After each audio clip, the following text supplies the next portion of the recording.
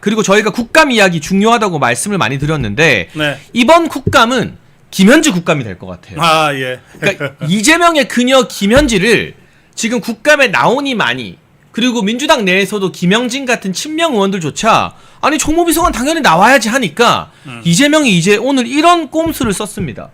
김현지를요. 네. 갑자기 총무비서관에서 부속실장으로 이동시켜버렸어요. 아니 정부가 출범한 지 100일밖에 안 됐는데 예. 이 안에서 이런 이 회전문 인사를 한다는 건 이유가 딱 하나밖에 없어요. 국감 내보내기 싫다 이거예요. 그렇죠. 그 김현지에 집중해라. 김현지 하나만 국감장에 끌고 나와도 성공이다. 네. 제가 그렇게 지금 몇 번 주장을 했습니다. 그러니까 김현지가 결국 국감에 나오겠다고 했어요. 네. 그런데 아무리 생각해도 좌파 것들이 다시 생각해도 나가면 사고 터진다. 김현지를 국감장에 내보낼 수는 없다 이렇게 판단한 것 같아요. 그런데 그 판단에는 좌파 것들이 뭘 알겠어요. 네. 좌파 것들 중에도 김현지 아는 사람 별로 없어요. 왜냐면 워낙 베일에 쌓여있는 인물이라서. 그러니까 김현지를 정말 수족처럼 부리는 게 이재명이 아니에요. 그렇죠. 네. 그러니까 아마 이재명이가 김현지가 국감에 나가게 됐다는 소식을 들은 순간 완전히 뒤집어졌을 거예요. 그게 유엔 가 있는 기간 시점상 아마 비슷할 텐데 네, 네. 아마 완전히 뒤집어졌을 거예요. 그래서 김현지를 국감장에 내보낸다고 야 어떤 것들이야 하고 아마 완전히 뒤집었을 거예요. 그러니까 좌파 것들이 뭔가 수습은 해야 되겠고 내보낸다고 했는데 무작정 안 내보낸다고 해갖고서는 지금 계속해서 공격의 표적이 될 것 같고 그러니까 안 나가도 되는 자리로 잽싸게 바꿨어요. 이게 부속실장인데 그러면서 김현지가 오늘 한 말이 뭐냐, 여야가 합의하면 부속실장으로 자리를 옮겨도 여야가 합의하면 나가겠다 이랬단 말이에요. 그럼 민주당 보고 합의하지 말란 뜻이잖아요. 그렇지. 네. 이렇게 해서 싹 빠져나갔는데 자 여러분, 김현지가 그 정도로 정말 세요. 내가 보기에는 김혜경이보다도 김현지가 더 센 것 같아요. 지금 파워가. 예. 네. 자 그런데 이것들이 하도 급하다 보니까 김현지를 어디다 쓰겠어요. 무슨 수석으로 시키겠어요. 뭘 하겠어요. 그러니까 보낼 데가 없어서 찾다가 에라 하고 제1부속실장으로 보냈는데 자 제1부속실장이 어떤 자리냐. 이제 여러분들 이걸 잘 보셔야 돼. 대통령이라고 하는 자리는 24시간 동안 혼자 있을 수가 없어요. 그렇죠. 네. 무슨 일이 언제 벌어질지 몰라. 이를테면 새벽 2시에 갑자기 뭐 서해 공무원에서 우리 해수부 공무원이 잡혔다.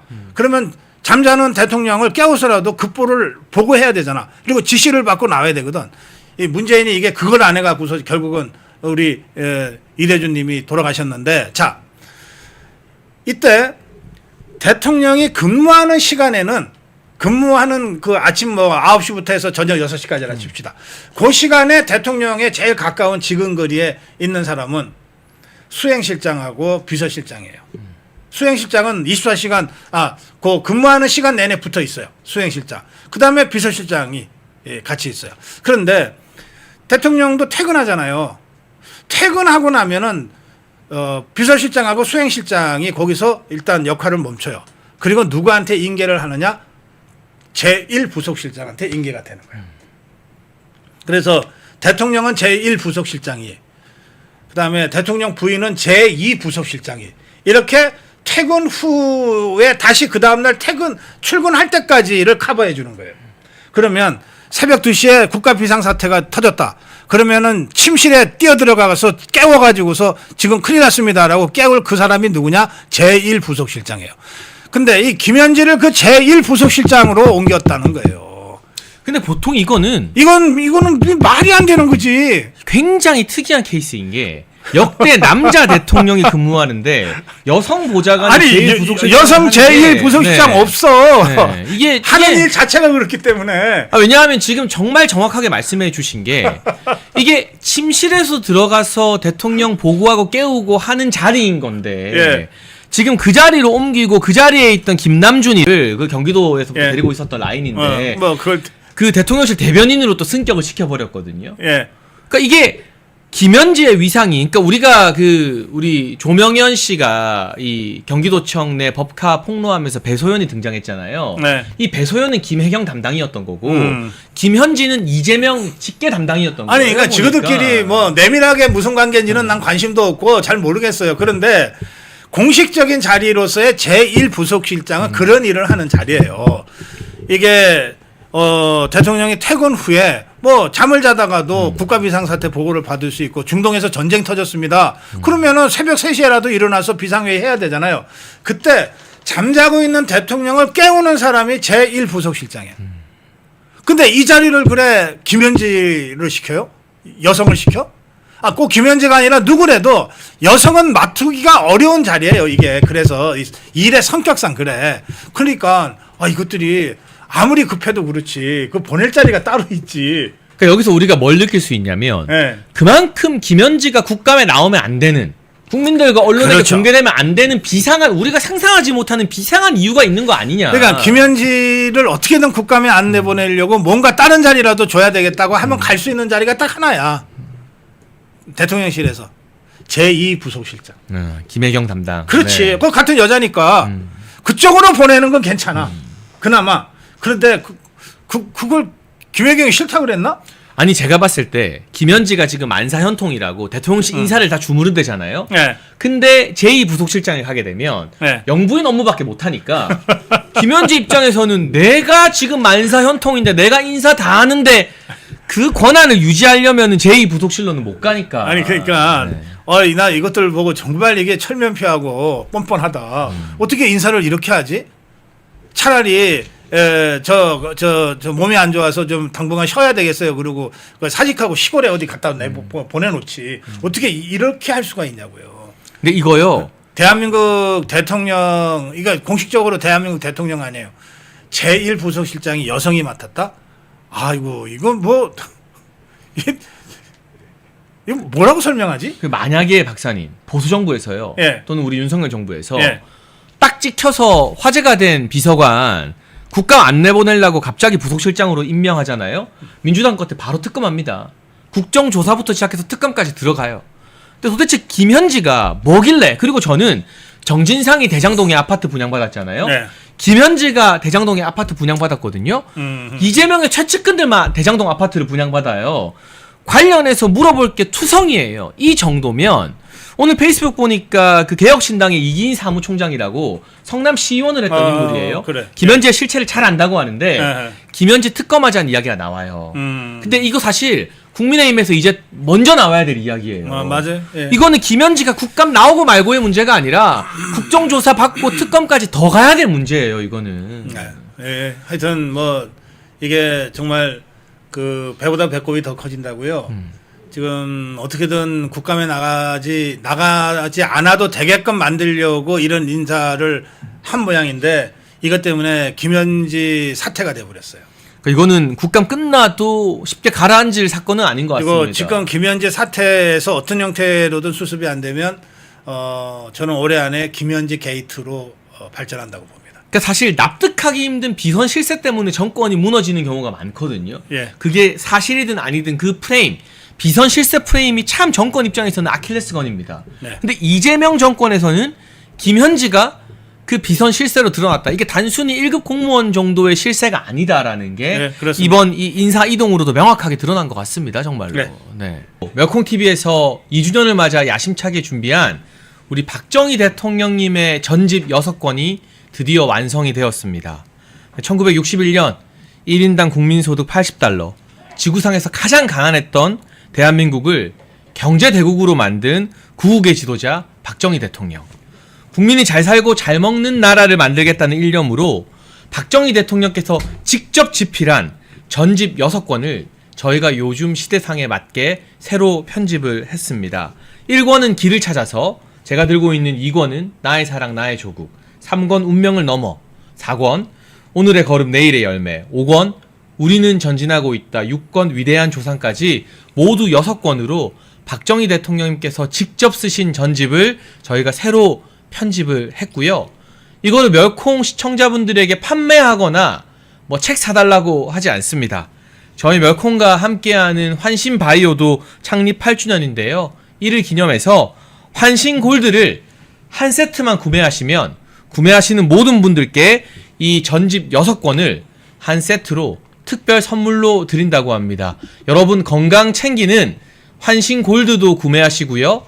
자연스럽게 박정희 대통령님 전집도 사은품으로 받으실 절호의 기회 저희가 소개해드립니다. 이 와중에 국감에서 우리가 집중해야 될 이슈들 몇 가지만 더 소개해 보겠습니다. 박사님, 그 국가 전산망 지금 마비 상태이고 행정기능 복원에 4주 이상 걸린다는데. 저것도 정말 사악해요. 네.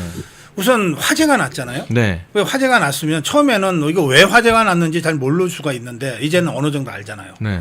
보면 이 리튬 이온 배터리가 너무 위험해서 이 전산망의 데이터베이스 서버들하고 같이 두면 안 된다. 그래서 이것들이 옮기기 시작한 거 아니에요? 네. 그래서 2차례는 옮겼고 3번째 옮기다가 사고가 난 건데 네. 그러면 리튬 이온 배터리가 서버랑 같이 있는 것 자체가 위험해서 안 된다고 하면 이걸 이동할 때 그야말로 조심조심 전문성 있는 사람들이 매뉴얼에 맞춰서 해야 되잖아요. 네. 그런데 이게 뭐 영세업체가 그 이전하는 문제를 맡아가지고 그래가지고 아르바이트생까지 써가지고서 옮기다가 뭔가 사고가 난 거 아니에요. 그러면 우선 이 첫 출발이 어떻게 이렇게 부실하게 분명히 그 리튬이온이라고 하는 거의 시한폭탄에 가까운 이 위험 물질을 다루는 데는 매뉴얼도 있어야 되고 관리 감독이 철저할 텐데 그런 것이 제대로 없이 이렇게 허술하게 운영을 하다가 불이 났냐 이거를 살펴봐야 되거든요. 그리고 두 번째로 가야 될 것이 자 이렇게 해서 사고가 났는데 이게 초진하는데 10시간 그리고 완진하는데 22시간이 걸렸다는데 이건 소방 과정이 제대로 작동이 된 거냐. 그다음에 세 번째 자 이렇게 됐으면 기왕에 난 불은 불이라 치고 이게 빨리 복구가 돼야 되지 않냐. 그래서 우리 국민들의 생활과 민생과 안전과 직결되는 그 시스템이 빨리 가동되도록 해야 되지 않냐. 그거가 지금 상태가 어느 정도냐. 네 번째는 그게 잘 안 이루어진다면 이게 왜 이러냐. 이렇게 차례차례 가져가야 될 거 아니에요. 그런데 이재명이가 덜렁 국민한테 송구하다고 대가리 팍 숙이고 사과를 했어 먼저. 아 근데 그 내용이 가관이던데요? 그리고 난 다음에 그런데 하면서 윤석열 정부가 어쩌고 저쩌고 쫙 가잖아요. 네, 네.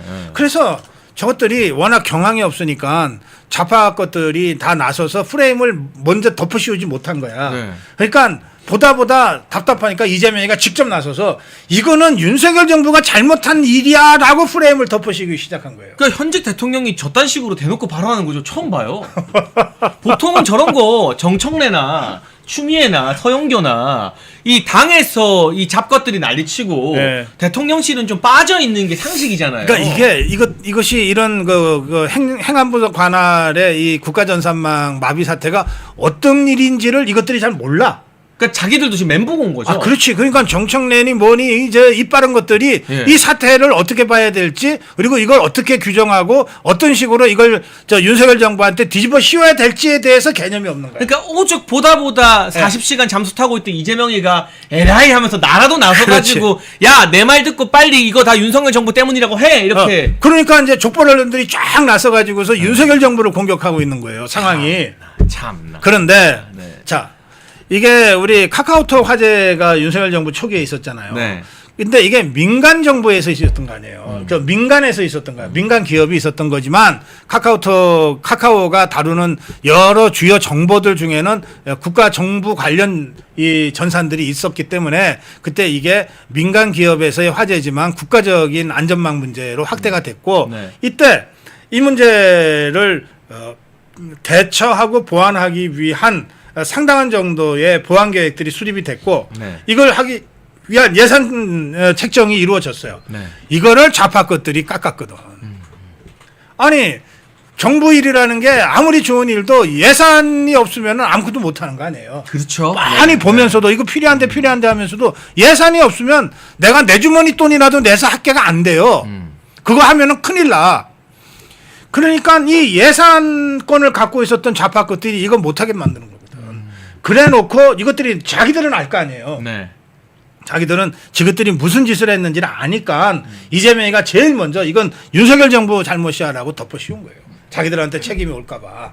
그래서 저는 이 문제는 이거야말로 국민의힘이 국정조사하자, 청문회 하자고 몰고 가야 돼요. 그렇게 해야죠, 당연히. 그다음에 당시에 카카오라는 민간 기업의 화제에도 불구하고 행안부 장관 즉각 사퇴하라고 이재명이가 나서서 공세를 폈거든. 당시 당대표인 이재명이가. 그럼 이거는 민간 기업도 아니에요.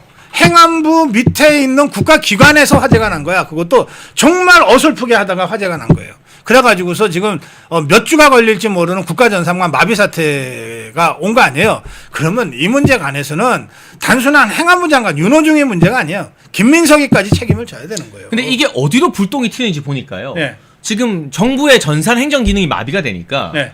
오늘부터 중국인 무비자 입국을 받는데 그렇지. 예. 그 사람들이 국내에서 어디에 체류하는지 주소를 기입하는 게 불가능하다 하더라고요. 맞습니다. 예. 그런데 여러분 저도 해외 출장을 되게 자주 다니는 편인데 대한민국 여권이 전 세계 넘버 2예요. 파워가. 네.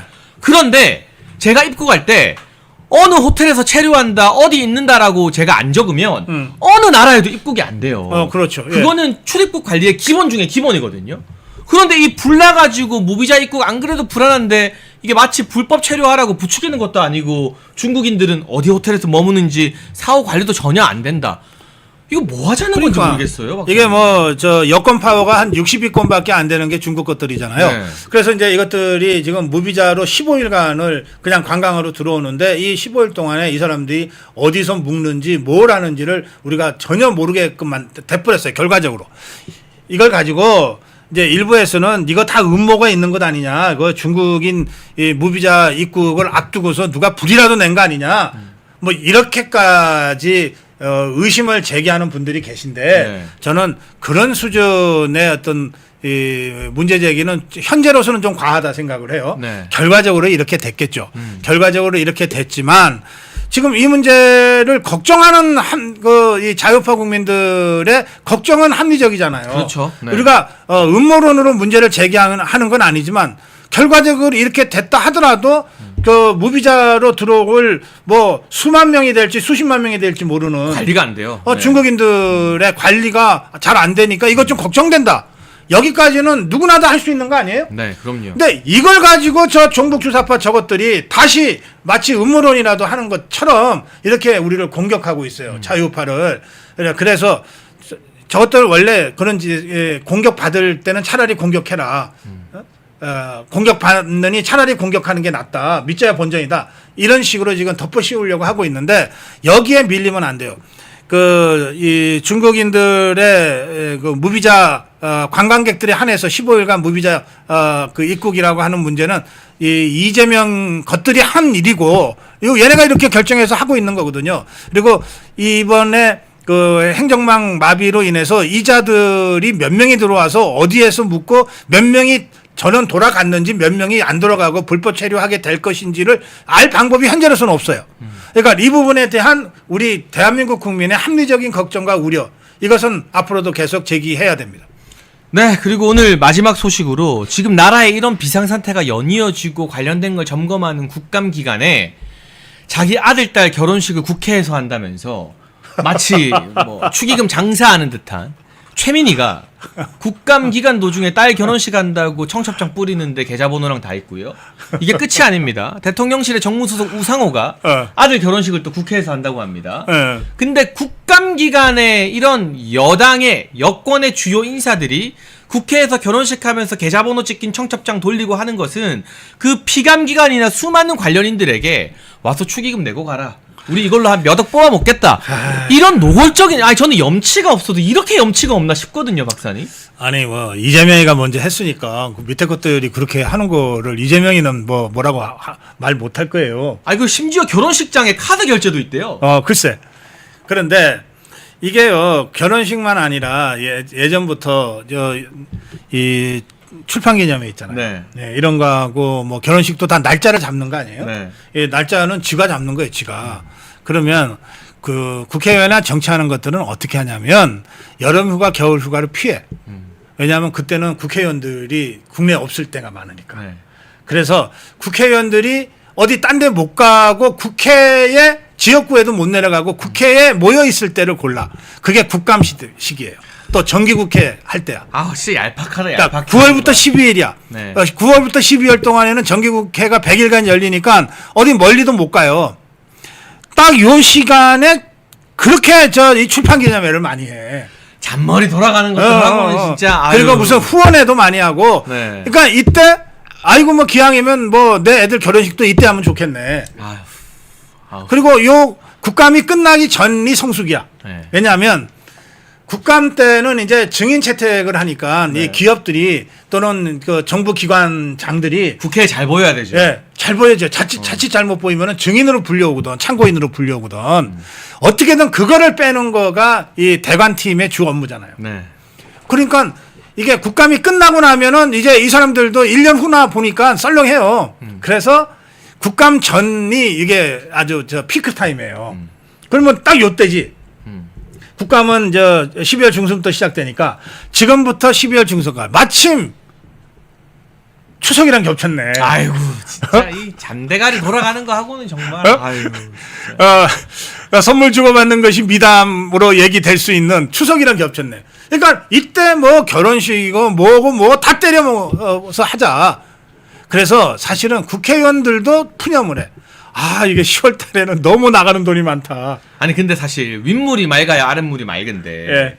이게 국회의원이 그런 짓거리를 하거나 정무수석이 그런 짓거리를 하면 예. 이게 공직 기강에서 출동해야 될 일이거든요. 그렇죠. 너 지금 축의금 장사하려고 그러냐? 정부에 누가 된다, 당에 누가 된다. 당연히 그걸 해야 되는데. 근데 대통령이 지 아들 결혼식에 그렇지, 청첩장에 그렇지. 계좌번호 있고 돌리니까 이게 공직 기강이 나설 수가 있냐 이거예요. 이게. 맞아요. 대통령실의 민정수석 아래에 공직기강 비서실의 비서관이 이 일을 주로 해야 되는데. 원래 이런 거 조질하고 있는 데잖아요, 거기가. 근데 이재명의 아들부터 저 짓을 했으니 뭐 누가 누구한테 뭐라고 그럴 수 있겠느냐. 그래서 지금 이 보통 때 같으면 대통령 수석이나 뭐 국회의원들이 좀 눈치 봐요. 네. 대통령 실적도 좀 눈치를 좀 보고 그렇죠. 네. 하는데 지금은 눈치 볼 필요가 전혀 없어졌어요. 윗물이 안 맑으니까. 네, 그렇습니다. 윗물이 구정물이니까요. 윗물이 구정물이니까.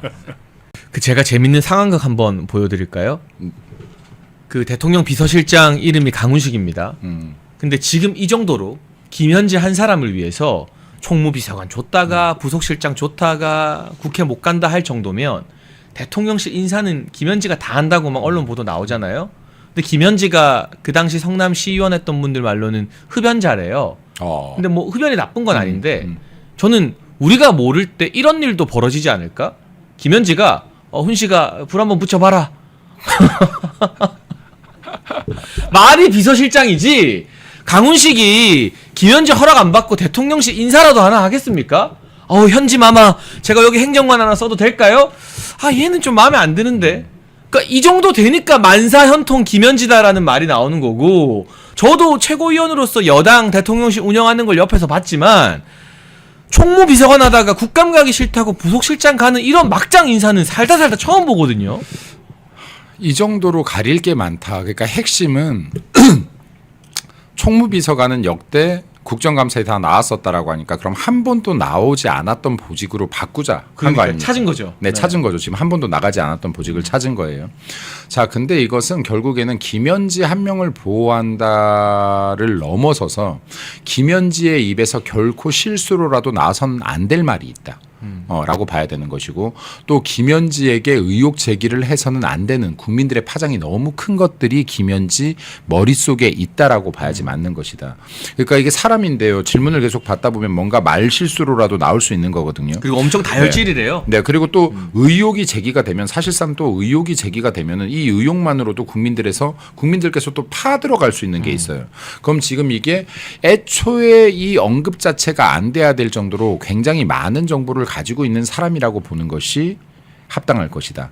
그리고 이것이 지금 이재명 정권을 흔들 수 있을 정도의 파급력이 있는 사람이기 때문에 이 사람만큼은 국정감사에서 어떻게든 증인으로 나가는 것을 막아내야지만 될 필요성이 있는 사람이다 까지 봐야지 됐기 때문에 우리들은 더더군다나 김현지에게 무엇이 있는지 알아내야 된다. 근데 이거 진짜 어마어마한 권력이에요. 어마어마한 권력이죠. 이게 이 난리가 나면 보통 국회에 내보내서 그냥 좀 아유 송구합니다. 잘 알아보겠습니다. 하고 오게 만들잖아요. 그렇죠. 네. 근데 이 난리가 나고 오히려 민주당이 김현지 가지고 방어하는 바람에 국민들이 이제 김현지를 모르는 사람이 없어졌잖아요. 그렇죠, 그렇죠. 사실은 민주당이 자사골 넣은 건데 그러거나 말거나 이걸 부속실장으로 바꿨다는 건 이재명의 직접적인 지시가 없으면 불가능한 일이거든요. 그럼요. 그러니까 이거는 사실 대통령실 인사 체계에서 비서실장이 물 먹고 허수아비 된 거나 다름없어요. 그러니까 제가 농담으로 풍자를 했지만 진짜 야 훈씨가 그 불 한번 붙여봐. 이 정도 파워라는 거예요. 그 내부의 어떤 권력 암투 세계에서는. 근데 저는 이것도 좀 부러워요. 하나 부러운 게 있더라고요. 뭐가요? 우리 당은 실제 측근이 아닌데도 측근이라고 하는 사람이 28,000명 정도 돼요. 맞아요. 그래서 네. 내가 누구 측근이야, 내가 누구 측근이야 하면서 막 진짜 어디 가서 사기도 치고 뭣도 하고 막 이런 사람들 너무 많은데 민주당은 진짜 측근들은 저렇게 드러나질 않아요. 예. 숨어 있다가. 완전히 베일에 가려져 있어요. 그렇기 때문에 진짜로 어떻게 보면은 일들을 무리 없이 진행하는 것도 분명히 있을 수 있다. 그래서 우리도 좀 진짜로 이런 조직 관리가 너무 안 되는 게 아닌가 하는 생각도 사실은 한편으로 듭니다. 근데 지금 김현지라는 사람이 지금 이재명의 측근으로 활동한 지가 너무 긴 시간인데 실제로 수면 위로 드러나지 않았거든요. 학력도 공개가 안 됐어요. 예, 수면 위로 드러나지 않은 시간이 너무나 길어요. 그러니까 이 사람에 대해서 성남 사람들은 많이 얘기는 하지만 네. 우리 같은 사람들은 얘기만 들었을 뿐이지 실제로 어디서도 흔적을 찾기가 쉽지 않았는데 이번에 난리가 난 거죠. 네, 와, 이번에 이 정도였어? 난리가 난 거죠. 하면서. 이번에 네. 이번에 그러니까 지금 이러한 부분들도 지금 보면은 좌파들이 진짜로 보안이 철저하다. 근데 어떠한 싸움이든 이기려고 하면 보안도 굉장히 중요한데 우리들이 그렇죠. 지금 네. 싸움 면에 있어서는 좌파한테 하나 둘 다들 너무 약하다. 그러니까 우리들도 좀 보안 같은 것들을 철저히 하면서 싸우기도 하자라는 것들도 좀 말씀드리고 싶고 김현지에 대해서 좀 말씀드릴까요? 네, 근데 사실 1급 공무원이잖아요. 네. 어마어마한 고위직인데 어떻게 무슨 학교 나왔는지 하나도 공개 안 될 수 있는 거죠? 이게 제가 몇 가지만 좀 말씀드리겠습니다. 네. 제가 오늘 멸콩 TV에서 제일 먼저 말씀드렸으면 좋았을 텐데 네. 그래도 여기에 지금 김현지 같은 경우가 지금 성남시민 모임 사무국장을 하던 당시에 반미 활동을 했다는 건 이제 여러분들이 많이 알고 계실 거예요. 네. 그죠? 그리고 그때 당시에 네트로폴리탄이라는 대학을 다녔습니다. 네트로폴리탄이라는 사이버 대학을 다녔어요. 아, 그래요? 예, 그리고 이 네트로폴리탄이라는 대학은 남로당 사건으로 구속됐다가 풀려났던 황인욱이라는 사람이 만든 사이버 대학입니다. 네. 네. 자, 그러면 이제 이런 부분들도 더 파고 들어가면은 김현지에 대한 부분들이 좀 나올 수 있겠죠. 그렇겠네요. 네. 네, 그리고 또 김현지의 남편 최명수라는 성남 시민 모임 소속 세무사 출신이 있습니다. 그리고 당시에 보면은 5층은 김혜경의 성남 시민 모임 사무실이었고요. 같은 건물에. 네. 7층은 최명수 세무사 사무실이었습니다. 김현지 남편인 거죠? 네네, 거기가? 그렇습니다. 네. 그래서 지금 이러한 부분들도 좀 파고들면은 굉장히 많은 부분들이 좀 나올 수 있는 부분들이 될 수 있겠다라는 말씀을 좀 드리고 싶고 또 김현지 같은 경우가 경기 동부 연합 출신인 신건수 당시 민주노동당이고 지금 현재 진보당이죠. 신건수와 함께 반미 활동을 했던 이력도 있습니다. 그리고 신건수는 이재명의 비서실장을 한 이력이 있습니다. 그래서 지금 이러한 것들이 지금 하나 둘씩 좀 파헤쳐 냈을 때 이거 누가 결국은 파헤쳐내야 되냐? 국회의원들이 파헤쳐내야 됩니다. 그렇죠. 왜냐하면 네. 여기에 있는 지금 우리 장해찬 최고는 한 명이에요. 여기 김민수도 한 명입니다. 근데 국회의원 한 명에게는 10명의 보좌관과 비서관이 딸려 있어요. 그리고 자료 요청할 수 있는 권한이 있으니까. 자료 요구권도 있고요. 네. 그럼 지금 이거는 우리들보다 훨씬 더 집중해서 파낼 수 있기 때문에 지금 김현지가 키맨이 될 수 있다라는 생각으로 지금 이 이재명 정권 붕괴의 키맨이 될 수 있다라는 생각으로 김현지에 대해서 국민들께 알아야 될 것, 국민들이 알 권리를 충족할 것들을 빠르게 다 찾아낼 필요가 있다라는 말씀을 좀 드리고 싶고 여기에서 지금 우리가 국가자원정보관리원이 화제가 났잖아요. 네. 여기에서 지금 또 골 때리는 일이 하나 있어요.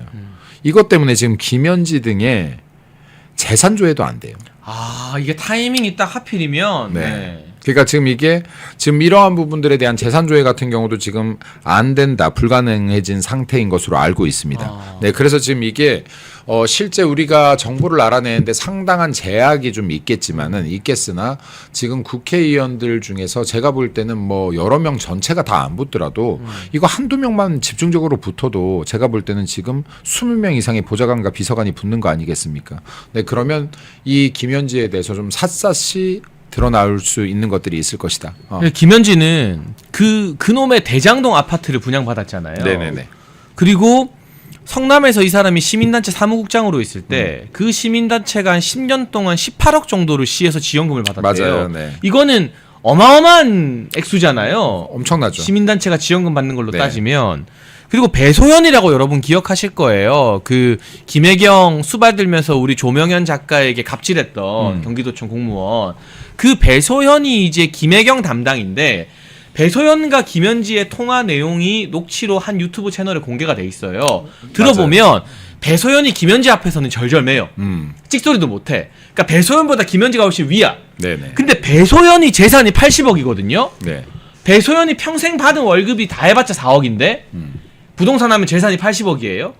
김현지는 과연 얼마 들고 있을까? 이것도 너무 궁금하지 않습니까? 그냥 그러니까 지금 이게 좌파 세력들이 항상 깨끗한 척 해왔지만 이 좌파들의 이런 경제적 공동체 이 카르텔은 어마어마한 것으로 추정된다. 그리고 지금 이제 이러한 부분들 때문에 더 똘똘 뭉치는 경향성도 있어 보인다. 근데 지금 이런 것들을 우리가 국감 때 파헤쳐내지 못하면 파헤쳐낼 기회가 크게 많지 않다. 네.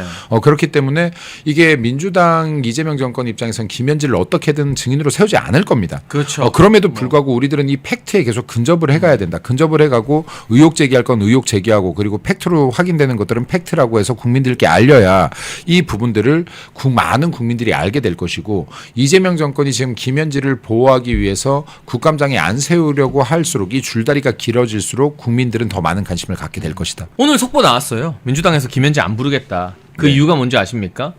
부속실장을 부른 전례가 한 번도 없다. 그러니까요. 그러니까 딱 그 자리 찾아서 보낸 네. 거잖아요. 그렇죠. 그러니까 김현지는 총무비서관을 하든 부속실장을 하든 어차피 대통령실 인사를 다 주무르기 때문에 그 자리에 뭐가가 중요한 게 아니었던 거고. 그러니까 지금 사실은 총무비서관 자리에 안 있다고 하더라도 충분히 개입할 수 있는 힘이 있다는 거죠. 다 김현지가 하겠죠. 그 총무비서관이 사실 어떤 자리예요? 이게 살림을 맡기는 자리거든요. 안사람 같은 자리예요. 그러니까 그렇죠. 진짜로 믿는 네. 사람 제가 볼 땐 탑3에 들어가야지 갈 수 있는 자리입니다. 이거 탑5에 최소한 탑5에 들어가야. 근데 지금 총무비서관에서 야 총무비서관은 그러네. 국감 때 안 나가본 적이 없네. 안 되겠다. 바꾸자. 해서 바로바로 이동시킬 수 있을 정도라고 하면 아까 뭐 최고가 말했듯이 탑 오브 탑이다 이건. 네. 아니 이거 봐야죠. 좀 풍자긴 하지만 진짜 야 훈씨가 불 한번 붙여봐 할 것 같다니까요. 이게 그 정도 파워예요. 강훈식이 완전 빙다리 핫바지 공식 인증된 거잖아요. 민주당 의원들이 그랬잖아. 강훈식 불러서 물어봐라. 그러니까 강훈식은 불러서 뭐 몸빵해도 되는데 우리 현지 마마는 안 된다. 이게 민주당 거의 내시들이에요. 이 십상시 같은 내시들이 우리 현지 마마를 저희가 지켜드리겠나이다 이러고 있는 거예요. 이게 지금. 그러니까 사실은요 진짜 장수는 맨 앞에 서 있지 않아요. 왜냐하면 장수는 뒤에서 지휘를 해야 되는 거고 여기에 진짜 장수가 맨 앞에 전면에 나오게 되면 이 사람이 끝나면 끝나는 거예요. 네.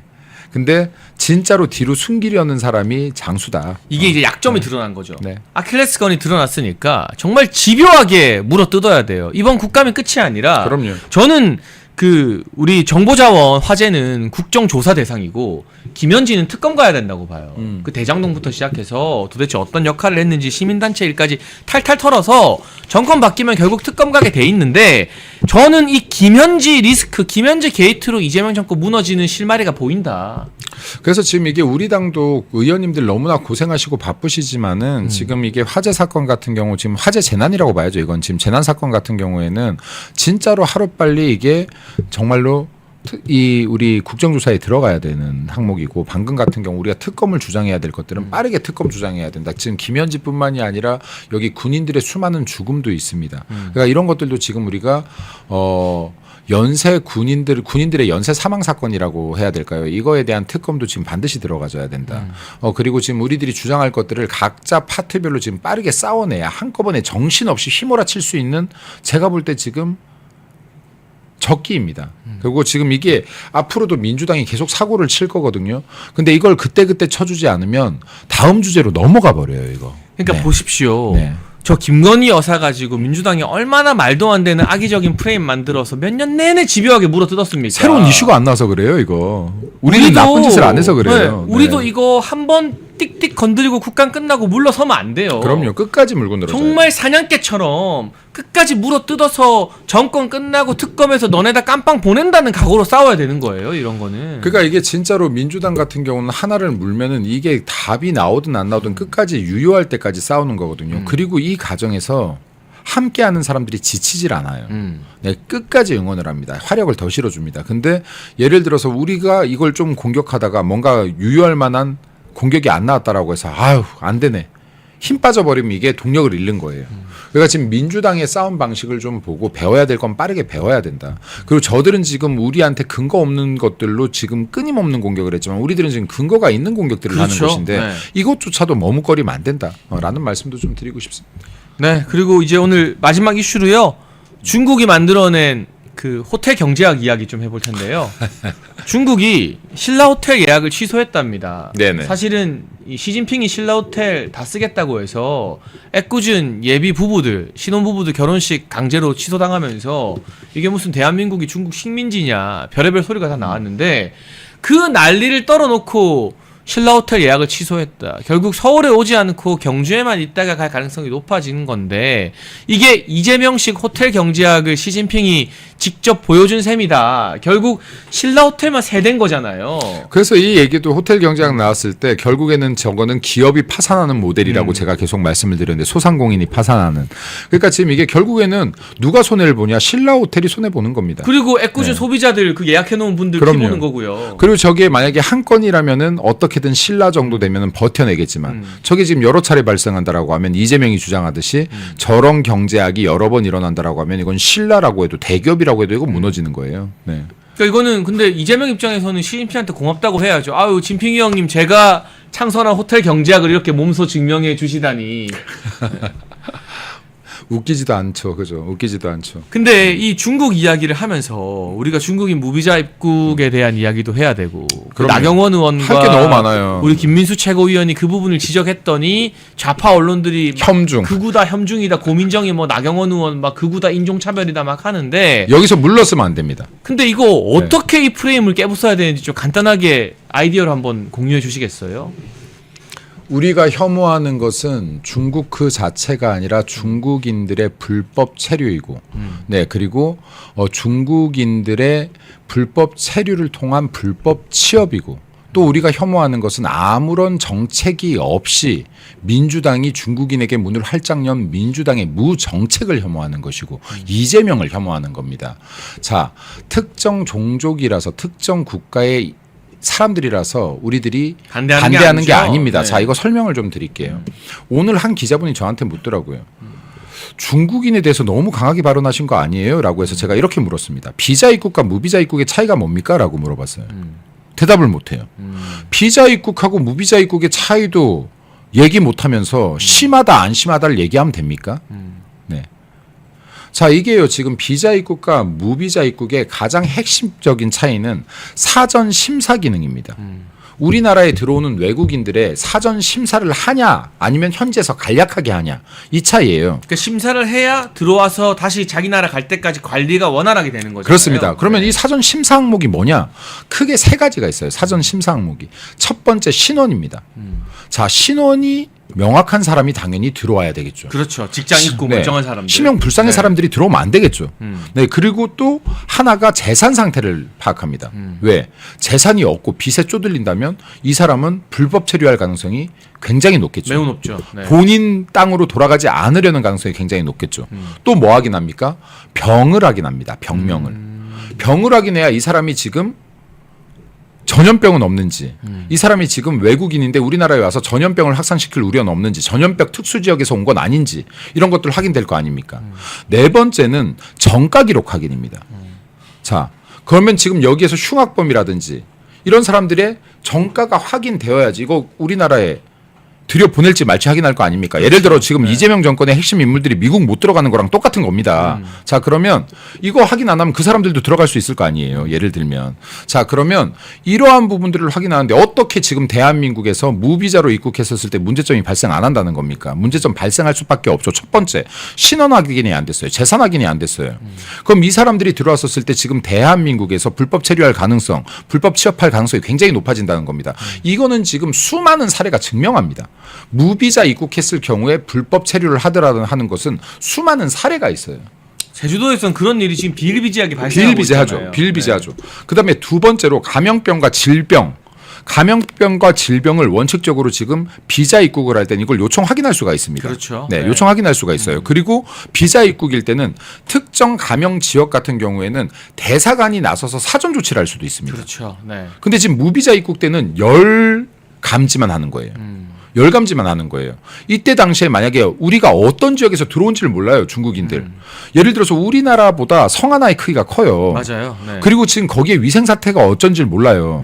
그럼 어떤 것들이 들어오는지 우리들이 확인조차도 안 된다는 겁니다. 당연히 감염병 발생 위험이 높아지죠. 높아질 수밖에 없습니다. 자, 여기에서 지금 좌파들이 무슨 주장을 펼치냐면, 야, 대한민국은 무비자로 입국할 수 있는 나라 겁나 많아. 그럼 그 나라들도 우리나라 심사해야지. 세계에 우리나라보다 위생 상태 좋은 나라가 몇 군데 없어요. 그 나라들이 알아요. 한국인들 위생 상태 정말 좋은 데서 온다는 걸 알고 있어요. 대한민국 여권은 전 세계 2등이에요. 그럼요. 그리고 이 사람들 우리나라에 제발 체류해달라고 해도 돌아갈 거 알아요. 자, 대한민국은요, 여권 파워가 중국과는 차이가 한참 나는 거예요. 우리는 그 제가 정리된 기사를 봤는데 전 세계 2등이에요. 네, 그리고 이게 자유민주주의 국가 국민인 거예요. 이거 굉장히 중요한 거예요. 그렇죠. 자, 근데 지금 중국은 그 넓은 땅에 수도들을 제외하고는 지금 위생 상태가 안 좋은 곳, 위생 시설이 안 돼 있는 곳 깔려 있어요. 여러분 중국에서 길거리 음식 먹으면 진짜 큰일 납니다. 정말로. 자, 그러니까 이게 중국 혐오입니까? 지금 제가 말하고 있는 게 중국 혐오예요? 제대로 된 방어 정책조차도 안 만들어 놓고 중국인들에게 무비자로 지금 대한민국의 문을 다 열어버리니 국민들의 안전을 얘기하고 있는데 이걸 왜 혐중이라고 얘기합니까? 좌파들이 하는 짓거리가 이렇다고요. 좌파들이 하는 짓거리가 이래요. 이런 식으로 프레임을 씌우고 싸우려고 합니다. 네, 그리고요, 지금 정가 기록 확인이 안 돼요. 중국에서 어떤 범죄를 저지른 어떤 범죄를 알 수가 저지른 없다는 사람들이 거죠. 들어와도 우리들은 확인할 길이 없다. 아, 이거 좀 무섭다. 무섭잖아요, 지금 네. 이거는. 그럼 지금 예를 들어서 우리나라에 없는 일이 아니에요. 우리나라에서 지금 얼마 전에 지금 제주도 카지노에서 폭행 사건들이 발생을 했었고요. 맞아요. 네. 그리고 또 불과 얼마 전에 식당에서 담배를 피고 있는데 담배 피지 말라고 했다라고 해서 집단 폭행했잖아요. 자, 이런 일들이 지금 비일비재하게 일어나고 있는데 대한민국에서 네, 네. 이런 일이 없을 거라고 얘기하면 됩니까? 누가 들어오는지를 모르는데 예를 들어서 지금 중국을 통해서 마약 유통이 될 수 있을지, 네. 네, 아니면 지금 여기에 지금 우리나라에서 계속 일어나고 있는 이런 사람 실종 사건이 더 늘어날 수 있을지 이거 어떻게 장담합니까? 이런 가능성이 단 1%라도 있다면 이 위험에 대해서 알려야지 맞는 거예요. 그럼요. 네. 이 위험을 알려야지 지금 국민을 보호하는 것인데 이런 위험을 알릴 생각은 안 하고 무조건 관광이 잘 될 겁니다. 이게 지금 말입니까 그립니까? 지금 무비자 입국할 때만 들어오는 사람들이 무슨 소비력을 갖고 있습니까? 근데 저는 여기서 제가 좀 딥하게 지적하고 싶은 게 국민의힘 국회의원 중에서도 중국인 무비자 입국 정책을 내세웠던 사람들이 있거든요.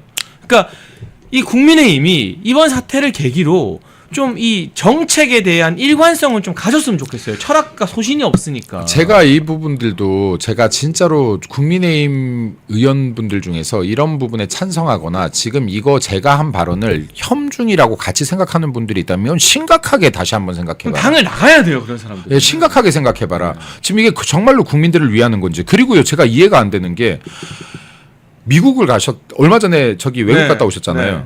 외국 갈 때 무조건 체류지 적어야 돼요. 네, 자 그러면 이게 무비자여야지만 갈 겁니까? 아, 그건 아니죠. 아니잖아요. 필요하면 비자 받죠. 네, 필요하면 비자 받잖아요. 그럼 중국인들이 비자 입국이어도 한국 올 사람 다 옵니다.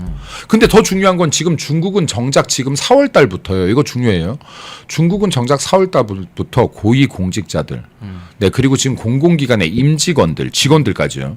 그리고 지금 선생들, 교수들 지금 출국 제한을 걸고 있어요. 함부로 못 나가게 한다. 여행을 못 가게 하고 있어요. 네. 왜? 지금 시진핑이 이게 이데올로기의 강화 입장에서도 그렇고 지금 중국을 떠나려는 사람들이 많은 거예요. 이거를 지금 방어하기 위해서 지금 해외여행 가려면 승인받아야 됩니다. 중국에서. 네, 네. 근데 지금 이런 중국 상황에서 이렇게 마음껏 들어올 수 있는 사람들 누구죠?